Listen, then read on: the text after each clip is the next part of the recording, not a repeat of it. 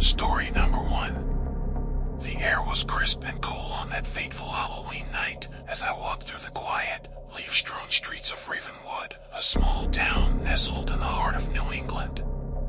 As a lover of all things eerie and mysterious, I had always been captivated by the idea of exploring a haunted house, but I never thought I'd get the chance to experience one firsthand. It all started when I received an anonymous email that sent shivers down my spine. The message contained a single line: "The Hollow House, tonight, midnight." No sender, no other information. The Hollow House had always been a local legend, a place that had stood abandoned for decades, a decaying relic of the past. Rumors spoke of its dark history and the spirits that were said to linger within. It was known as the most haunted house in Ravenwood, and most residents dared not approach it, especially after dark. I couldn't resist the temptation.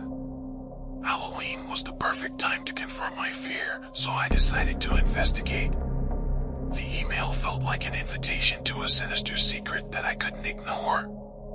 The Hollow House was on the outskirts of town, and I had to make the trek alone. As the clock struck midnight, I stood before the looming, decrepit mansion, the moon casting eerie shadows on its broken windows and sagging roof.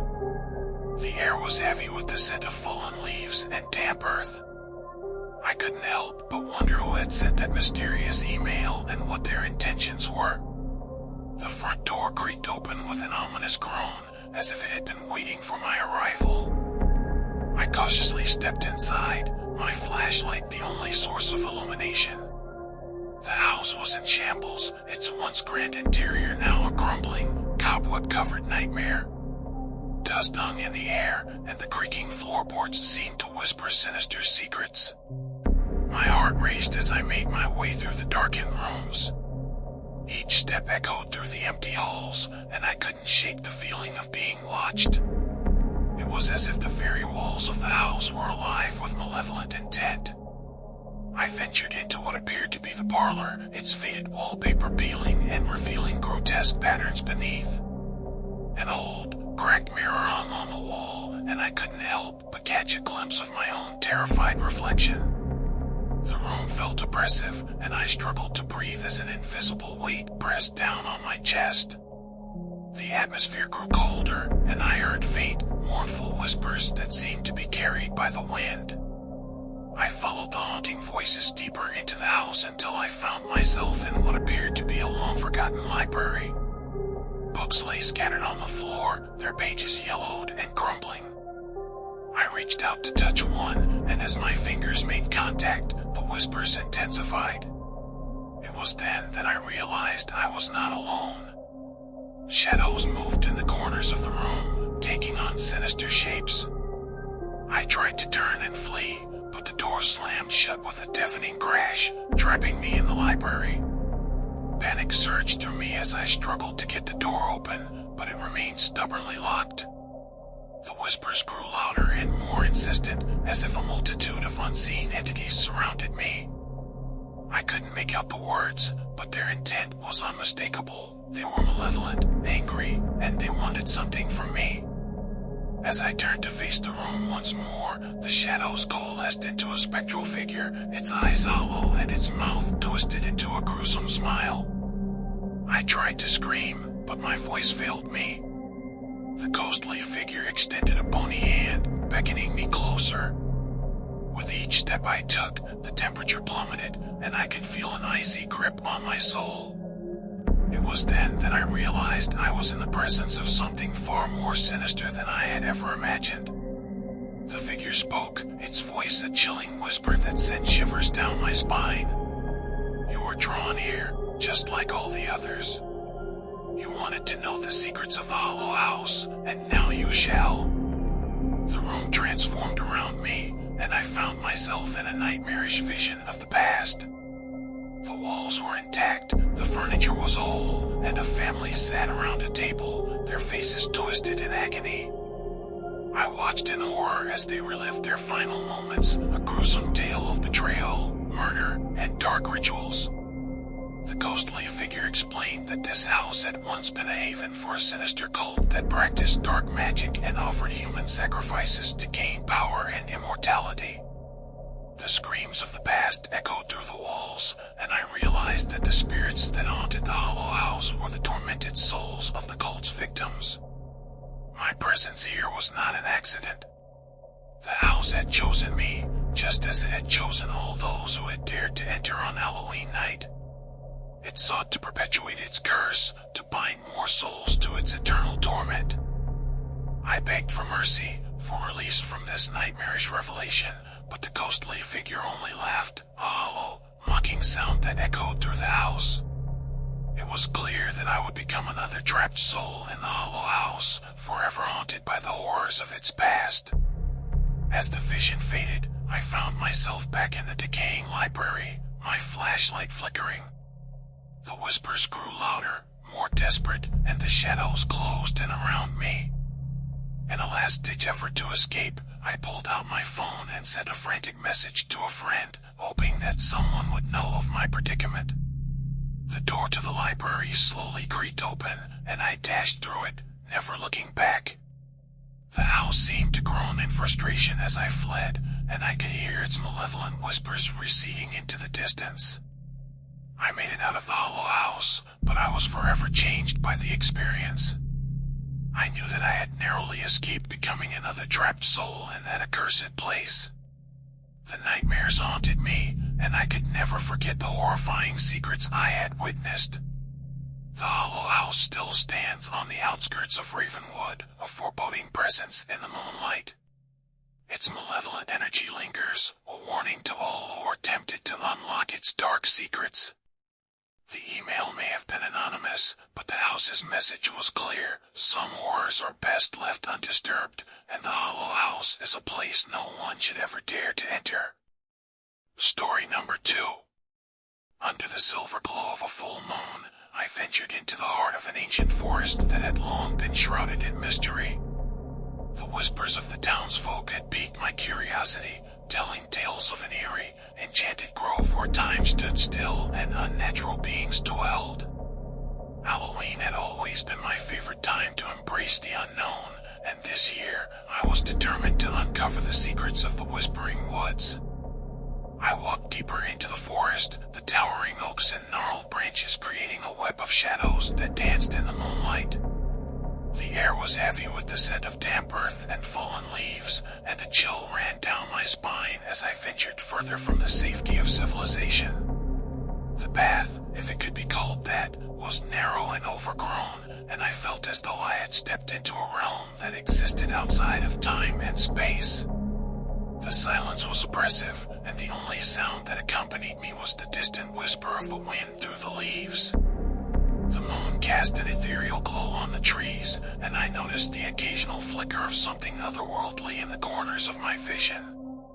As I moved forward, I began to hear faint, almost musical whispers that seemed to emanate from the very trees themselves. I came to a small clearing, and there, in the center, stood a grove of ancient, twisted trees with bark that gleamed silver in the moonlight. Their branches swayed gently, and I realized that they were the source of the haunting whispers. It was as if the trees themselves were communicating, their voices both beautiful and eerie. Mesmerized, I stepped closer to one of the trees, its gnarled roots like skeletal fingers reaching into the earth. I placed my hand on the silvery bark, and a rush of sensations overwhelmed me. Images of times long past, of forgotten rituals and ancient ceremonies, flashed before my eyes. I could feel the presence of those who had come before me, their hopes and fears imprinted on the very essence of the forest. As I continued to explore the grove, I stumbled upon a peculiar stone altar nestled beneath one of the trees. It was adorned with carvings of strange symbols and runes, and a single flickering candle sat at its center. The air around the altar seemed to hum with a mysterious energy, and I couldn't resist the urge to light the candle. As the flame flickered to life, a sudden gust of wind swept through the grove, and the whispers of the trees grew more urgent. I felt a presence behind me, and I turned to find a group of ethereal figures emerging from the shadows. They were tall and graceful, their skin pale and luminous, and they seemed to be composed of moonlight itself. One of the figures stepped forward, their eyes deep pools of otherworldly wisdom. They spoke in a language I couldn't understand, but the meaning was clear. They were the guardians of the Whispering Woods, the ancient spirits that watched over the enchanted grove. They revealed to me the true nature of the forest. The Whispering Woods existed at the intersection of the moral realm and the spirit world, a place where the past, present, and future converged. The trees were the keepers of memories, the whisperers of secrets, and the gatekeepers to the mysteries of the universe. The spirits offered me a choice, to leave the forest and forget all that I had witnessed, or to stay and become a guardian of the Whispering Woods, forever connected to its ancient magic. The decision weighed heavily on my mind, for I had glimpsed a world beyond imagination and discovered a connection to the past that I could never forsake. In the end, I chose to stay. I became one with the forest, my spirit intertwined with the ethereal guardians of the Whispering Woods. Time lost its meaning, and I became a sentinel of the ancient grove, ensuring that its secrets and mysteries endured. As the years passed, I watched over the forest, witnessed the changing seasons, and listened to the whispers of the trees. The Whispering Woods had become my home, my sanctuary, and my connection to the mystical forces of the universe. Every Halloween, I would share the stories of the Whispering Woods with those who dared to enter, drawing them into the enchantment of the forest. The grove was a place of wonder and mystery, where time stood still, and the boundaries between the mundane and the magical dissolved. And so, the legend of the Whispering Woods continued to grow, passed down through generations, a place where the whispers of the past and the mysteries of the future could be heard by those who dared to listen. Story number 3. The small coastal town of Sea Haven had always been known for its picturesque beaches and tranquil atmosphere. But beneath its postcard-worthy facade, a dark and haunting legend lurked, one that the townsfolk spoke of only in hushed tones.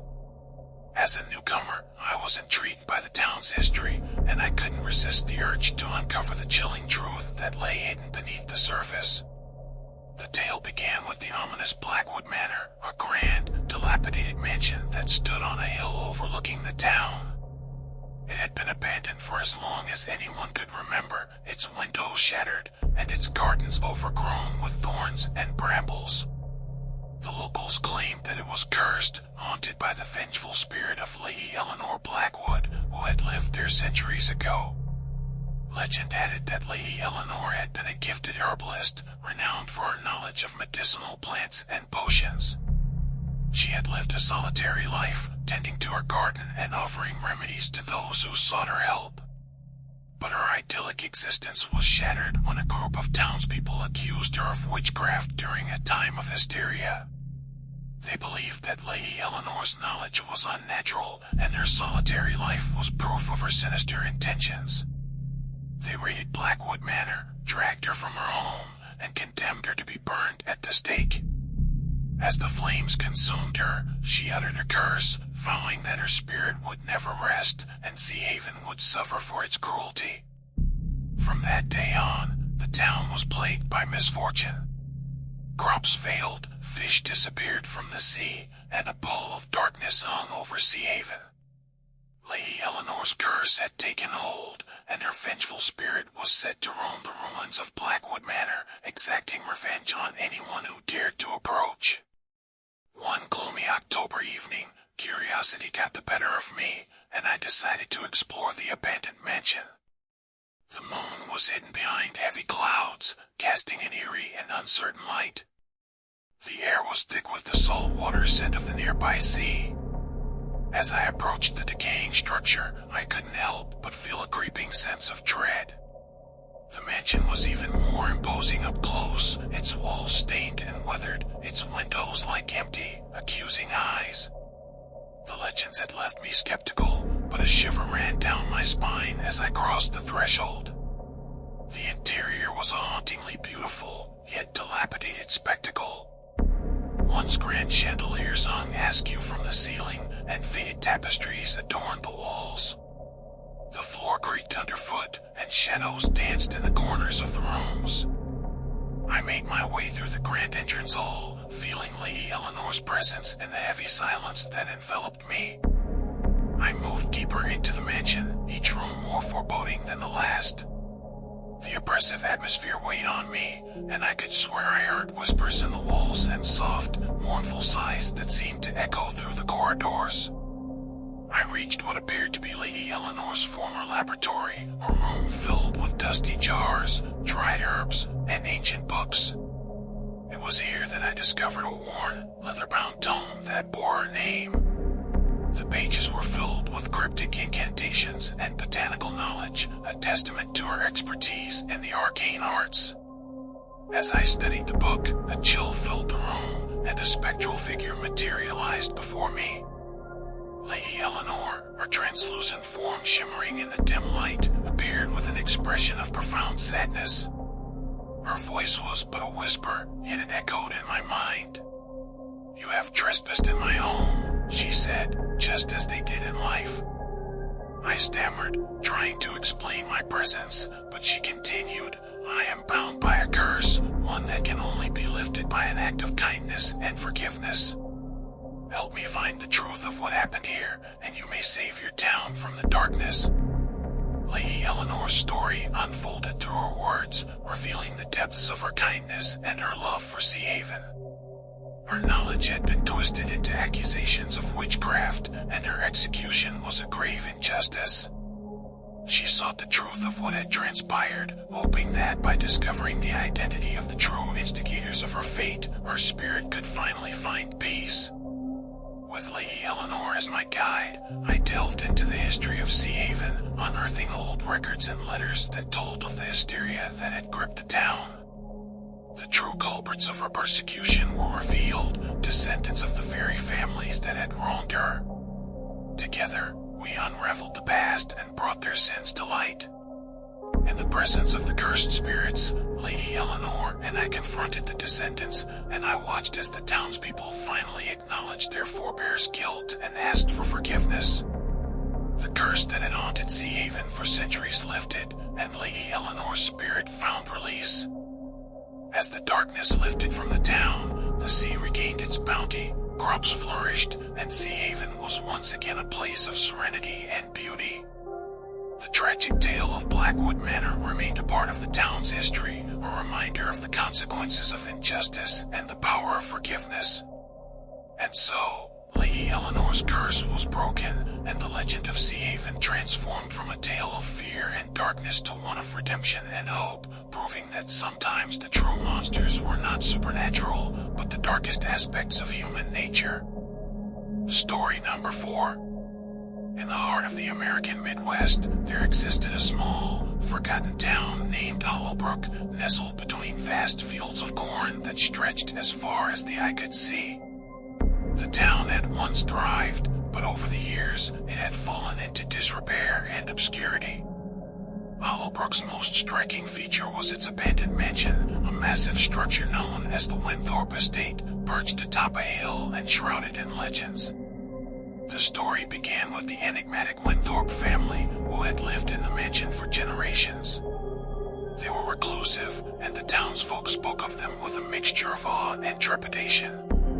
The Winthorpes were known for their peculiar practices and experiments, and rumors swirled about secret rituals conducted within the mansion's labyrinthine walls. One dark and stormy night, the townspeople claimed to have witnessed a spectral light emanating from the estate, accompanied by unearthly screams that echoed through the fields. The following morning, the mansion stood silent and lifeless, its windows dark and its doors locked. The Winthorpe family had vanished without a trace, leaving behind only a cryptic message that hinted at a grand experiment to unlock the secrets of life and death. The mansion became a place of dread, avoided by all who knew its history, but as an adventurous soul, I could not resist the lure of its mysteries.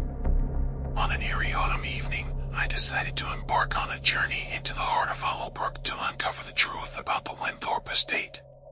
The journey was a treacherous one, as a thick fog had descended upon the town, and the fields of corn seemed to stretch endlessly in every direction. I could barely see a few feet ahead, and the only sound was the distant, mournful howling of the wind. After what felt like hours of wandering, I reached the base of the hill, the mansion looming ominously above. Its grandeur had faded, and its Gothic architecture seemed to wither under the weight of time. With each step I took towards the mansion, a sense of foreboding washed over me, but I was determined to uncover the secrets that lay within. The front doors of the mansion groaned as I pushed them open, revealing a dark, grandiose entrance hall. Cobwebs draped from chandeliers, and the air was thick with the scent of decay. As I ventured further into the mansion, the silence was suffocating, and my footsteps echoed ominously in the desolation. Rooms unfolded before me, each filled with eerie remnants of the Winthrop family's presence. Abandoned laboratories held archaic equipment, forgotten books filled with notes and sketches, and dusty furniture frozen in time. I felt as if I had stepped into a world lost in the annals of history. As I ascended a winding staircase, a chilling breeze carried whispered voices that seemed to beckon me deeper into the mansion. The cries of anguish, the murmurs of failed experiments, and the yearning for answers echoed in my ears, driving me forward. At the heart of the mansion, I discovered the grand library, a cavernous chamber lined with countless volumes and manuscripts. It was there that I found a dusty journal bearing the name of the last Winthrop, a brilliant scientist named Amelia. Her writings told of her family's obsession with the secrets of life and death, their ambitious experiments to unlock the boundaries of mortality, and the price they had paid for their hubris. Amelia's final entry detailed a desperate experiment to resurrect her deceased brother, Victor, and the mansion's subsequent plunge into darkness. It was then that I heard a faint, mournful wail coming from the depths of the mansion. It was a voice that seemed to transcend time, and I knew that it belonged to Amelia herself. Following the anguished cries, I descended into the mansion's dark, hidden basement. There, I discovered a secret chamber, a makeshift laboratory filled with arcane devices and a peculiar, otherworldly energy. In the center of the room lay a decrepit, ancient machine, its purpose unclear. As I approached, the spectral figure of Amelia Winthrop materialized before me, her eyes filled with sorrow and longing. She implored me to help her complete the experiment and put her family's restless spirits to rest. She explained that the machine held the key to reversing the curse that had plagued the Winthrop estate and Hollowbrook for generations.